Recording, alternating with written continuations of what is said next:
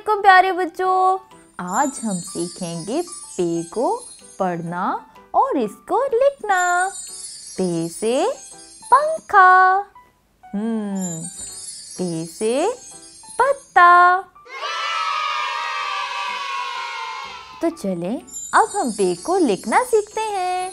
ओह, ये तो बिल्कुल बे की तरह लिखते हैं। तो चलें अब इसकी मशक करते हैं।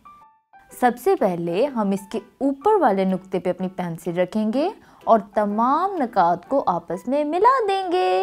इसके नीचे 3 नुक्ते लगा देंगे तो ये बन जाएगा पे। बे के नीचे 1 नुक्ता था और यहाँ पे के नीचे 3 नुक्ते, लेकिन शक्ल में ये दोनों एक जैसे हैं। अब हम एक और पे लिखने की कोशिश करते हैं।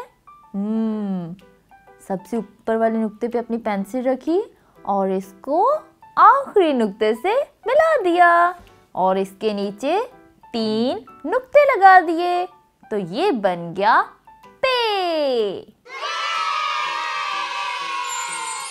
तो प्यारे बच्चों, अब बाकी तमाम पे की मशक आप अपनी किताब पे करें और अपनी मामा को दिखाएं। तब तक के लिए अल्लाह हाफिज।